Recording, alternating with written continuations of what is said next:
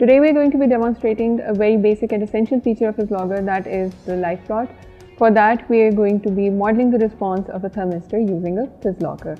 You can see more details of the experiment on our website of PhysLab. So the first step is obviously connecting your PhysLogger to your PC. That can either be a laptop or a desktop. You're going to take the USB cable and plug it in the USB port of your PhysLogger. This is followed by plugging this end into your laptop. Now we're going to be starting the PhysLogger desktop app. We have already installed the application in our PC. You'd have to see another video to see the installation and the setup procedure. If this wizard shows up, you're going to select Start a New Session in order to clear any previous setup that has been configured on the PhysLogger. Now this experiment basically measures two quantities, that is the temperature and the resistance of the thermistor. For that we'll be using two analog phys instruments, that is an R probe and a PhysTherm. Before we can further proceed, I'm going to show how we can connect these phys instruments to your PhysLogger. So all you have to do is plug in the C cable into one of the analog channels of PhysLogger.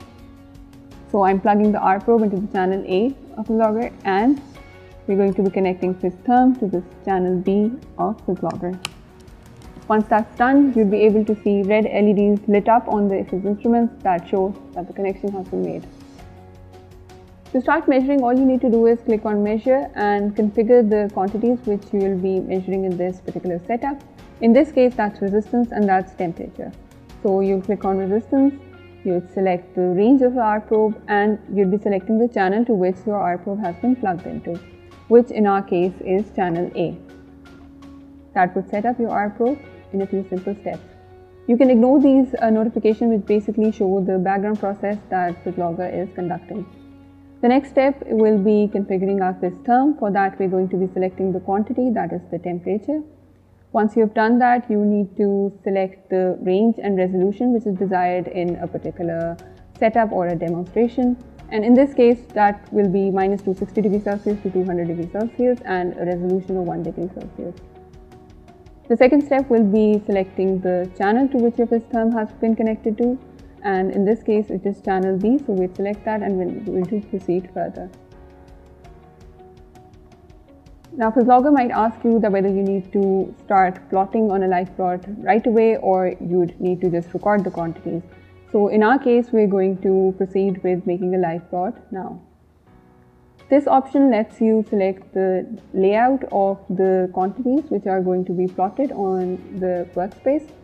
Now don't worry, you can also obviously change this layout later on, but for now we're going to select the cascade layout and proceed further. Before we move further, it is important that you understand some fundamental differences between a conventional plot and a LivePlot. Now one of the most fundamental differences is that you'd always see these quantities progressing in the horizontal direction and in fact moving towards the right direction.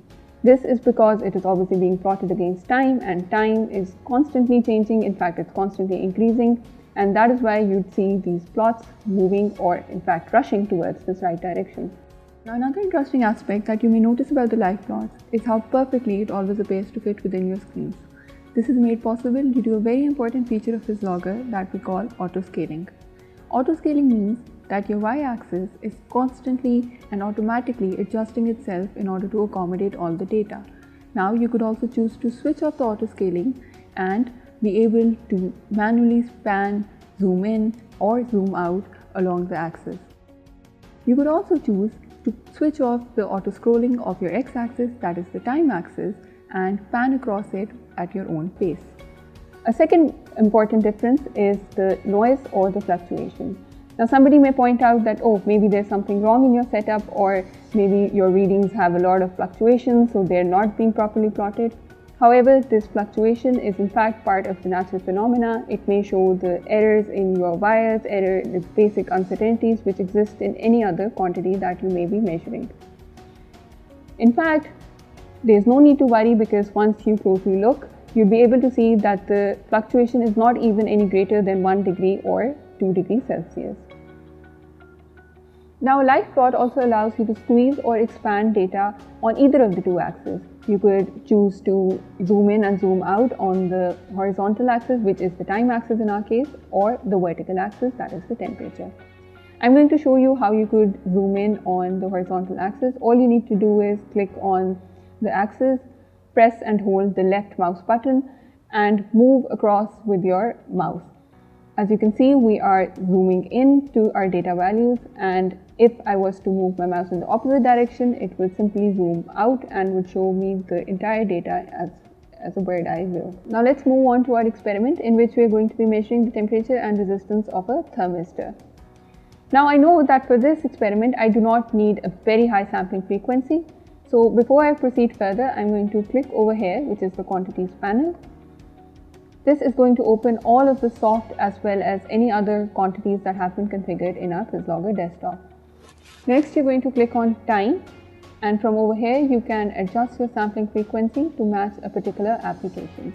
In our case, we obviously do not need a frequency as high as 100 Hz, so I'm going to lower it down to around 2 Hz. Clicking over here would return you to your workspace, and you'd be able to see your live plot again. Right now, resistance and temperature, both of these quantities are being plotted against time. Now, if you'd like to plot both quantities against each other, that's very simple. All you need to do is add a new page on your workspace. You can do so by clicking over here. This would allow you to add a new page. Once you've done that, we're going to add a live plot over here. And just like previously shown, we're going to go onto the quantities panel, and from over here we're going to drag and drop both of these quantities as we need to plot them on the live plot. Now, resistance is obviously a dependent quantity, that is why we're going to be plotting it onto the vertical axis, whereas temperature, that is our independent quantity, is going to be plotted onto the horizontal axis. Don't worry if you see a plot as erratic as this and you think that the plot is making no sense. That is because we have not exactly started with our experiment, and therefore our values are all over the place. So we're going to return to our primary plot, and now that I'm going to be setting up the experiment, what I'll do is that I'm going to clear the workspace so that I can start recording and logging from scratch. Clicking on this icon allows you to clear your plots. It would ask you whether you need to just clear the current page or you need to clear all of the pages. So for now, I'm going to select all the pages, and now we're going to be moving on towards our setup.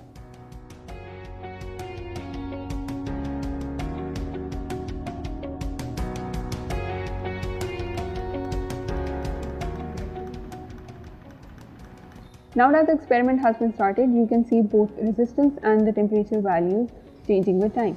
In fact, you'd also be able to see a trend in this otherwise very erratic plot. Since we've just started the experiment, as you can see right now the temperature is very much closer to the room temperature.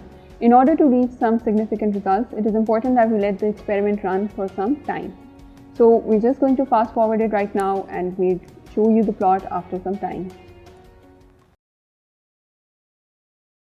Now that enough time has passed, you can see an ample amount of data has been collected, as well as a trend is apparent on this graph that we made against resistance and temperature. Now, PhysLogger, along with allowing you to measure and log your data, also gives you a way of very quickly qualitatively analyzing your data. Now, if you'd like to do some high-end analysis on your collected readings, for example, if you would maybe want to fit them to a certain equation, if you'd like to do Fourier transform or other high-end operations, then you could do so by exporting this data into other software and applications, such as something as simple as an Excel software or Origins, or something more advanced like MATLAB. Click over here, which would show you all of the quantities that you've plotted on a particular live plot. You drag and drop them in a column, and clicking on saving the table is going to save the table in the form of a CSV format that can be easily opened in Excel, MATLAB, Notepad, or any other similar software. While the save option saves and exports all of the data that is present on the live plot currently, there's another very handy feature which we like to call the recording. So what basically it does is that once you press on the record button, you'll be able to specify a particular time duration. For example, let's say that it's 20 seconds or 10 seconds in our case. Once you've done that, all you need to do is you need to begin recording, and afterwards PhysLogger is going to clear the live plots and would only record the data for the specified time duration. Once the specified time has elapsed, you're going to be taken to the same window as you were taken to before after the saving feature, and you'll be able to export and further manipulate your data as per your likings.